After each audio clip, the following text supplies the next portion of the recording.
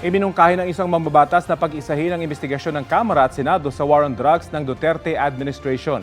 Si dating Pangulong Rodrigo Duterte naman hindi haharap sa pagdinig ng House Quad Committee ngayong araw. Balitang hatid ni Tina Panganiban Perez. Nagsabi ng abogado ni dating Pangulong Rodrigo Duterte sa Quad Committee ng Kamara, hindi makakarating ang dating Pangulo sa pagdinig. Gusto raw sana ni Duterte pumunta, pero short notice anya ang imbitasyon ng Quadcom at kababalik lang ng dating Pangulo sa Davao mula Maynila noong Huwebes. Hindi raw maganda ang pakiramdam ng dating Pangulo at kailangan magpahinga. Pero payag ang dating Pangulo na pumunta sa mga susunod na pagdinig ng Quadcom pagkatapos ng November 1. We will afford him the courtesy due to a former president. Rekomendasyon ng lead chair ng Quadcom. Bakit hindi na lang pag-isahin ang investigasyon ng Kamara at ng ikakasang investigasyon ng Senado sa war on drugs at extrajudicial killings? For the House and the Senate conducting a session jointly, that's not new. Pero conducting an investigation, palagay ko bago ito.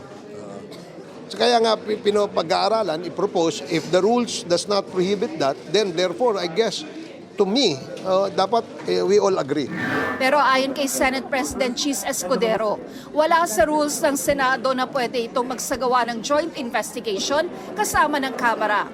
Senate Blue Ribbon Committee ang hahawak ng pagdinig sa Senado ukol sa EJK.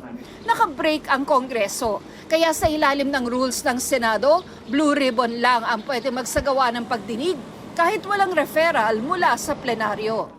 At dahil nasa isang energy summit, si Blue Ribbon Chair Senator Pia Cayetano, napagkasundo ang si Senate Minority Leader at Justice Committee Chair Coco Pimentel ang mamumuno sa hearing. We can hold the hearing in this coming 2 weeks.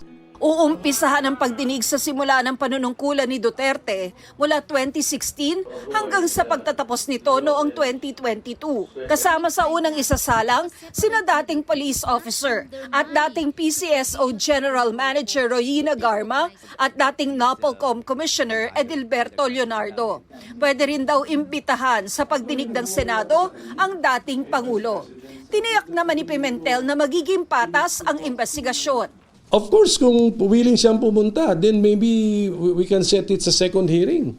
Tapusin na natin sa first hearing lahat ng aligasyon para sa second hearing sagutin na. Nauna nang sinabi ni Senador Bato de la Rosa na gusto niya na ang kanyang pinamumuno ang Committee on Public Order and Dangerous Drugs ang magkasanang investigasyon. Pero payag naman siya na Blue Ribbon ang magsagawa ng investigasyon. Si de la Rosa ang unang PNP chief na itinalaga ni Duterte noong kasagsagan ng drug war. The public deserves to know the truth. That's why I am happy that this investigation will be handled by the Blue Ribbon Committee of the Senate because alam ko lalabas dito katotohanan. Tina Panganiban Perez, nagbabalita para sa GMA Integrated News.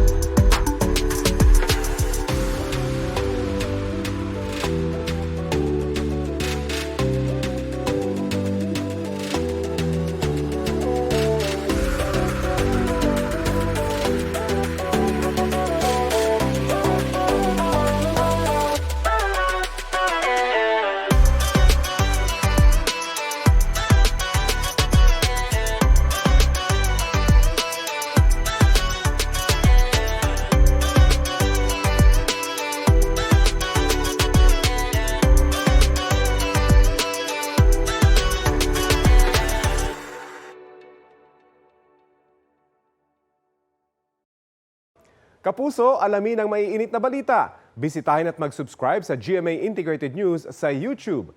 Sa mga kapuso abroad, samahan nyo kami sa GMA Pinoy TV at sa www.gmanews.tv.